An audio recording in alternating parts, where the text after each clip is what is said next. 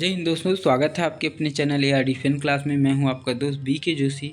तो आज का हमारा टॉपिक है हिंदी व्याकरण के स्वर और व्यंजन हैं जो। तो आज हम इस वीडियो में जानेंगे कि स्वर क्या होता है, स्वर कुल कितने होते हैं और व्यंजन क्या है, व्यंजन कुल कितने होते हैं। तो चलिए वीडियो को स्टार्ट करते हैं। आपका स्वर को बोला जाए तो साधारण शब्दों में बोलेंगे तो स्वर वे ध्वनियाँ हैं जिन्हें इसके उच्चारण के लिए किसी अन्य शब्दों की सहायता या आवश्यकता नहीं पड़ती। ये स्वतंत्र होते हैं। स्वर जो है स्वतंत्र होते हैं क्योंकि इन्हें उच्चारण के लिए कोई सा भी दूसरा शब्द की आवश्यकता नहीं पड़ती। कुल हिंदी भाषा में कुल 11 स्वर होते हैं, याद रखिएगा। देखिए आपका 11 स्वर कौन कौन सा है। अ है, आ है, ई उ री ए ओ औ है। आपका टोटल 11 स्वर है।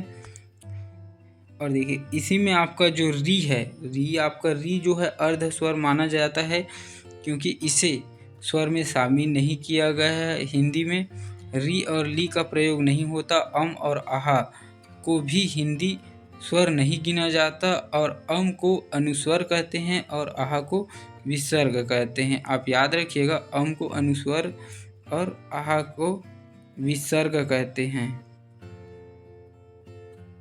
स्वर को उच्चारण के आधार पर 3 भागों में बांटा गया है। आपका पहला है ह्रस्व स्वर, दूसरा दीर्घ स्वर और तीसरा है प्लुप स्वर, है ना। तो आइए एक एक करके जान लेते हैं कि क्या होता है ह्रस्व स्वर, दीर्घ स्वर और प्लुप स्वर। तो आपका पहला है ह्रस्व स्वर। ह्रस्व स्वर जिन वर्णों को सबसे कम समय में उच्चारण किया जाता है उन्हें ह्रस्व स्वर कहते हैं। यह एक मात्रिक स्वर होता है। इसे एक मात्रिक स्वर भी बोला जाता है क्योंकि इसमें मात्राएं एक होती हैं। तो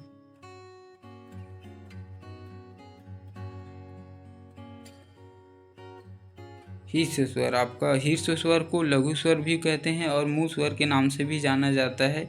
इसमें कुल 4 शब्द आते हैं। हाँ, अ ई उ री आते हैं, वर्णमाला आते हैं आपको।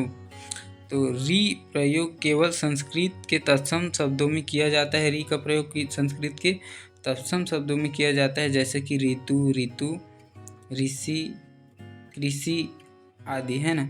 आपका दूसरा में आपका देखते हैं दीर्घ स्वर। दीर्घ स्वर आपका जिन स्वरों के उच्चारण में ह्रस्व स्वर से अधिक समय लगता है उसे दीर्घ स्वर कहते हैं। मतलब जो ह्रस्व स्वर की तुलना में 2 गुना समय लगता है, उसे थोड़ा अधिक समय लगता है, उसे दीर्घ स्वर कहते हैं। यह स्वर आ ई उ ए ओ अम आहा आदि आते हैं इसमें, है ना। आपका ह्रस्व स्वर, जहाँ ह्रस्व स्वर एक मात्रिक होता है वहाँ दीर्घ स्वर जो है आपका 2 मात्रिक होता है, अर्थात उसमें 2 मात्रा होता है ना। और 2 मात्रा होने के कारण उसे उच्चारण में ही ह्रस्व स्वर की अपेक्षा में 2 गुना समय लगता है। तो दीर्घ स्वर के कुछ उदाहरण आप नीचे में देख सकते हैं। आपका अ प्लस अ बराबर आ होता है, ई मिला करके बड़ा ई बनता है, उ मिला करके बड़ा उ बनता है। तो चलिए अपने तीसरा भी जान लेते हैं, प्लुप स्वर। प्लुप स्वर क्या होता है आपका। यह स्वर ऐसे स्वर होते हैं जिसका उच्चारण करते समय दीर्घ स्वरों से भी अधिक समय लगता है, अर्थात बोला जाए तो उससे भी अधिक समय लगता है ना। तो उदाहरण में आपका आता है उंग को देख सकते हो। उदाहरण उंग मिलाकर अ प्लस ओ प्लस म मिलाकर के बड़े उ बनता है ना। दूसरे शब्दों में कहा जाए तो प्लुप स्वर वह स्वर होता है जिसका उच्चारण के लिए ह्रस्व स्वर की तुलना में 3 गुना अधिक समय लगता है ना आपका। और देखिए इसी में योग रचना के आधार पर स्वर को 2 भागों में वर्गीकृत किया गया है। आपका पहला है मूल स्वर, दूसरा है संयुक्त स्वर। एग्जाम में पूछे जाते हैं मूल स्वर, संयुक्त स्वर क्या होता है ना। इसमें कितने संख्या होते हैं ना। तो चलिए मूल स्वर को जान लेते हैं, एक एक करके दोनों स्वर को जान लेते हैं। तो आपका पहला है मूल स्वर। मूल स्वर, मूल स्वर वे स्वर होते हैं जो स्वतंत्र होते हैं, अर्थात जो किसी अन्य स्वरूप को मिलने से नहीं बनते हैं, वे मूल स्वर होते हैं। इन मूल स्वरों की संख्या कुल 4 होती है। आपका अ, ई, उ और री, कुल टोटल 4 होता है। याद रखिएगा मूल स्वर कुल कितने होते हैं, एग्जाम में, कंपटीशन एग्जाम में पूछे जाते हैं, कई बार एग्जाम में पूछा भी गया है। नेक्स्ट आप दूसरा है आपका संयुक्त स्वर। वह स्वर जो दो और स्वर से मिलकर बने हों उन्हें संयुक्त स्वर कहते हैं, अर्थात वह किसी अन्य स्वर से मिलाकर के बने हों उसे संयुक्त स्वर कहते हैं। इसकी संख्या भी 4 होती है, ए, ऐ, ओ और औ, कुल टोटल 4 होता है संयुक्त स्वर, है ना। याद रखिएगा। नेक्स्ट आपका देखो, इसी में एग्जाम्पल देख लेते हैं। एग्जाम्पल है आपका, देखिए ए, ऐ, ओ, औ कुल 4 है। तो इसी में देखिए आपका छोटे आ और प्लस ई को मिला करके आपका ए बनता है। अ और आ प्लस ए को मिला करके ए बनता है। अ और आ मिला करके अ बनता है ना। आ प्लस उ को मिला करके ओ बनता है। याद रखिए, है ना। आपका व्यंजन, व्यंजन में देखते हैं। व्यंजन जिन वर्णों